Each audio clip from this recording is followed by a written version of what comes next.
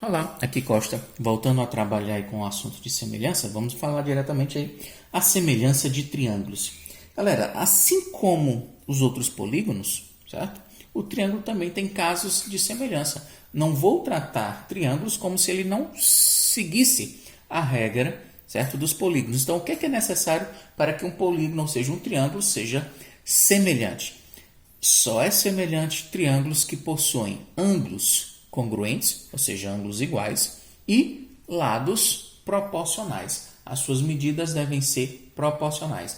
Para o triângulo, ele tem umas propriedades que levam a gente a perceber que eles são semelhantes sem que você conheça todos os lados ou todas as medidas do triângulo. Todos os lados, bem como também todos os seus ângulos. São essas: ângulo e ângulo. Se em dois triângulos você tem, certo, o conjunto de dois ângulos congruentes, já é o suficiente para você afirmar que esses triângulos eles são semelhantes. Ok? Se isso acontecer, eu já posso afirmar que esses triângulos são semelhantes. Bem como também os lados. Se eu conhecer o lado A, o lado B e o lado C desse triângulo e ver que eles são proporcionais aos lados F, vamos chamar assim, aos lados F, D e E desse outro triângulo, se eu perceber que essas medidas são proporcionais,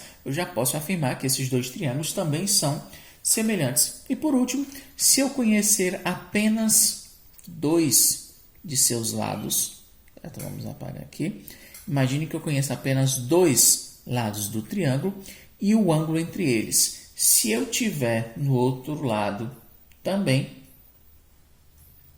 dois lados do triângulo e o ângulo entre eles, esses ângulos, a relação entre eles, for de congruência, ou seja, se eles forem iguais, e os lados que os compõem, os lados que compõem o ângulo, se eles também forem proporcionais, já é o suficiente para você afirmar que esses triângulos eles são semelhantes. Ok? Então, assim como para os polígonos, os triângulos só vão ser semelhantes se os ângulos forem congruentes, bem como também os seus lados forem proporcionais, certo? Não segue uma regra diferente. Essas regrinhas a mais aqui é apenas para facilitar, para você descobrir antecipadamente se eles são semelhantes ou não. Um exemplo direto, vou partir direto aqui para vocês. Esse exercício eu acho que eu tirei até do material de vocês. Eu tenho esse triângulo, eu quero que você me diga o valor de x, do segmento x, de acordo com a figura. Esse triângulo nos leva a dois outros triângulos. Existe um triângulo maior, certo? Nas quais as medidas são x, e essa lateral aqui, ó, se a parte de cima é 10, a parte de baixo é 20. O segmento todo mede, portanto, 20 mais 10, ele mede 30. Somente a parte de cima é um triângulozinho menor, de medidas 8 e 10. Observe que a abertura do ângulo, certo?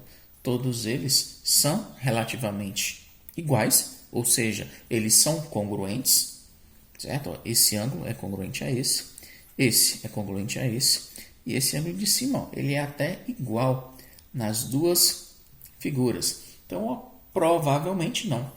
Se eles são congruentes e os lados são proporcionais, esses triângulos são semelhantes. O que nos leva a mostrar que x está para 8, os lados correspondentes, assim como 30 está para 10. X está para 8, assim como 30 está para 10. Posso utilizar a propriedade fundamental das proporções. O produto dos meios é igual ao produto dos extremos. Mas antes vou simplificar. Ó. 30 por 10 é 3, 10 por 10 é 1. Então, ó, x vezes 1 é x e 3 vezes 8 é 24. Ou seja, a medida do segmento x é 24.